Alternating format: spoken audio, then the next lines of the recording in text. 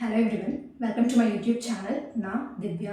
ரீசெண்டாக Samuthirakani sir கலாட்டாவில் interview கொடுத்துருந்தாரு. அதில் அவர் சில புக்ஸ் மென்ஷன் பண்ணியிருந்தாரு அண்ட் ரெக்கமெண்டும் பண்ணியிருந்தாரு ஃபியூ புக்ஸு. அது என்னென்ன அப்படிங்கிறத நம்ம டீட்டெயிலாக பார்ப்போம்.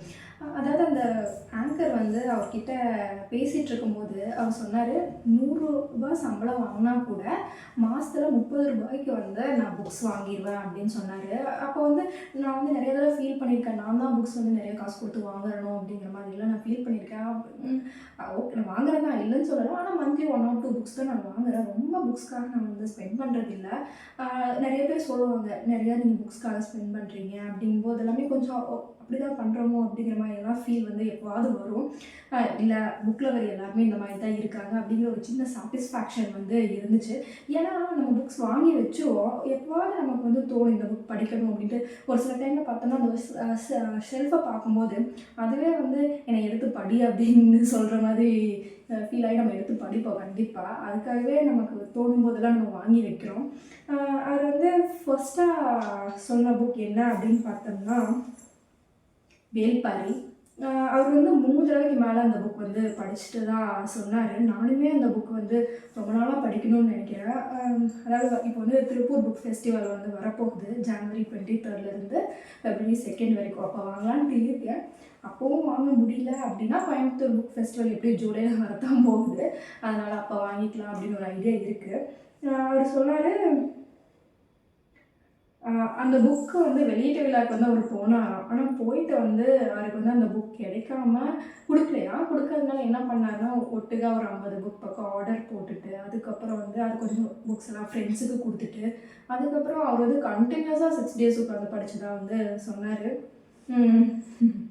அடுத்தது அவர் மென்ஷன் பண்ண புக் ஜெயமோகன் சார் அவங்க எழுதின மகாபாரதம் பற்றி சொல்லியிருந்தார். அது 27,000 பேஜஸ் உள்ள புக்கு அப்படிங்கிற மாதிரி சொல்லியிருந்தாரு. ஒவ்வொரு வால்யூமே 27 வால்யூம்ஸ் இருக்கும். அது ஒவ்வொரு புக்லேயுமே ஒரு வால்யூம் அப்படின்னு எடுத்துட்டோம்னா 1000 to 1500 பேஜஸ் வரைக்கும் இருக்கும். டோட்டலாக 27,000 பக்கம் இருக்கும் அப்படிங்கிற மாதிரி மென்ஷன் பண்ணியிருந்தாரு.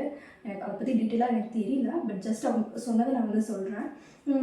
அவ்வளோ அவரே ஒரு ரொம்ப வருஷமாக படிச்சுட்டு இருக்கிறதா சொன்னார். 5,000 பேஜஸ் பக்கம் தான் இப்போ வரைக்கும் படிச்சிருக்கேன். அது படிச்சுட்டே இருந்தால் லைஃப் லாங் படிக்கிறதுக்கு ஒரு புக் வேணும் அப்படின்னா இந்த புக்கை படிக்கலாம் அப்படிங்கிற மாதிரியெல்லாம் அந்த வீடியோவில் சொல்லியிருந்தார்.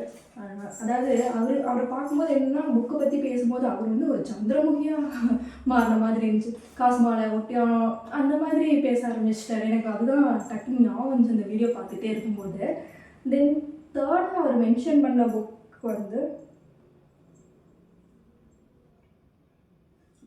ராகவன் அவங்க எழுதின யதி அப்படிங்கிற அந்த புக் சொல்லியிருந்தாரு. அதாவது ஒரு ஃபேமிலியில் உள்ள 4 பேர் 4 விதமாக அந்த சாமியார் மாதிரி போயிட்டு தான் சொன்னார். எனக்கு அந்த புக் பற்றியுமே பெருசாக ஐடியா இல்லை, அதை பற்றி நான் பார்க்கணும். ஜஸ்ட் அவர் அந்த வீடியோவில் அதை மென்ஷன் பண்ணியிருந்தாரு. அடுத்தது கீரா எழுதினது, அவரோட ஒர்க்ஸ் பற்றி பேசிட்டாரு கி ராஜநாராயணன். நான் கோபல்லபுரத்து மக்கள், கோபல்ல கிராமம். ஃபஸ்ட்டு பார்ட் நான் படிச்சிருக்கேன், செகண்ட் பார்ட் படித்ததில்லை. செகண்ட் பார்ட்டுக்கு தான் ஆக்சுவலாக அவருக்கு அவார்ட் கிடச்சிருக்கு. அந்த கதையை பற்றியுமே அவர் சொல்லியிருந்தார். அதாவது அவரோட ஒரு கதையே படமாக எடுக்கலாம், ஒவ்வொரு கதையுமே படமாக எடுக்கலாம். அப்படி படமாக எடுத்தால் அவரோடது ஒரு 1000 படமாக எடுக்கலாம் அப்படிங்கிற மாதிரி எல்லாமே அவர் மென்ஷன் பண்ணியிருந்தார். தென் அவர் இன்னும் நிறைய புக்ஸ் மென்ஷன் பண்ணார். அடுத்த மென்ஷன் பண்ண புக்குன்னு பார்த்தோம்னா வைரமுத்து அவங்களோட கள்ளிக்காட்டு இதிகாசம் சொல்லியிருந்தாரு.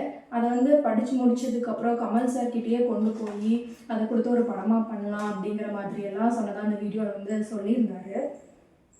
அடுத்தது இந்திரா சௌந்தரராஜன் பற்றி அவங்க சொல்லியிருந்தாங்க. அதாவது அவர் இறந்ததை இவரால் அக்செப்டே பண்ணிக்க முடியல அப்படிங்கிற மாதிரியெல்லாம் மென்ஷன் பண்ணியிருந்தாங்க. தென் ஸ்பெஷலாக அவருடைய சிவம் புக் மென்ஷன் பண்ணியிருந்தார் அந்த வீடியோவில். நெக்ஸ்ட்டு வேர்கள் பற்றி சொல்லியிருந்தாரு. அதாவது ரூட்ஸு, அலெக்ஸ் ஹலி அவங்க எழுதினது. அது சின்ன புக்காக வேணும்னா நம்ம 7 தலைமுறைகள் கூட படிச்சுக்கலாம். நானுமே இந்த புக்கை புக் ஃபெஸ்டிவலில் வாங்கணும் அப்படின்ற ஒரு ஐடியா இருக்குது. அந்த புக்கு என்ன அப்படின்னு பார்த்தோம்னா, நான் படித்தோம்னா ரொம்ப மனசு கஷ்டமாயிடும். அவ்வளோ ஹார்ட் ஃபீலிங்ஸ் இருக்கும், அவ்வளோ கொடுமைப்படுத்தி வச்சுருப்பாங்க. மனுஷங்களை எல்லாமே அடிமையாக்கி வச்சுருப்பாங்க. அது படிக்கிறதுக்கு ஒரு 7 ஜென்ரேஷனுக்கு அதை யோசிச்சாலே கொஞ்சம் ஒரு மாதிரி தான் இருக்குது. பட் படிக்கணும்னு ரொம்ப நாள் ஆசை. பார்ப்போம். அடுத்தது வந்து அவர் எஸ்ரா அவருடைய ஒர்க்கில் சஞ்சாரம் மென்ஷன் பண்ணியிருந்தார். அந்த புக் நான் இப்போதைக்கு படிக்கல. இப்போதைக்கு வந்து நான் அப்போதும் கடல் பார்த்து கொண்டிருக்கிறது அந்த புக் வந்து நான் கொஞ்ச நாளாகவே படிக்கணும்னு ஆசைப்பட்டுட்டே இருக்கேன். ஏதோ ஒரு ரிவ்யூ கேட்டதுக்கப்புறம் எனக்கு அது படிக்கணும்னு தோணிகிட்டே இருக்குது. அந்த புக்கு நான் மேபி புக் ஃபெஸ்டிவல் வாங்குவேன்னு நினைக்கிறேன். நெக்ஸ்ட்டாக வந்து அந்த ஆங்கர் வந்து அவர்கிட்ட கேட்டார். கேட்கும்போது லவ் ரிலேட்டடாக ஏதாவது புக் இருக்கா அப்படிங்கிற மாதிரி கேட்கும்போது அவர் சொன்னது ரகசிய ஸ்நேகிதியே பாலகுமாரன் சார் அவங்களுடைய ஒர்க் பற்றி சொல்லியிருந்தாரு. அந்த புக் நல்லாயிருக்கும் அப்படிங்கிற மாதிரி சொன்னார். அவருடைய பக்தி பாடல் பற்றியுமே அந்த வீடியோவில் வந்து அவர் மென்ஷன் பண்ணியிருந்தார். தென் அவர் வந்து நிறைய ஓஷோ புக்ஸ் படிப்பேன் அப்படிங்கிற மாதிரி கூட சொன்னார் சமுத்திரக்கனி அவர்கள். தென் பாரதியார் கவிதைகள் மட்டும் இல்லாமல் கதைகளுமே நல்லாயிருக்கும், அதுவுமே நான் படிப்பேன் அப்படிங்கிற மாதிரி மென்ஷன் பண்ணியிருந்தார்.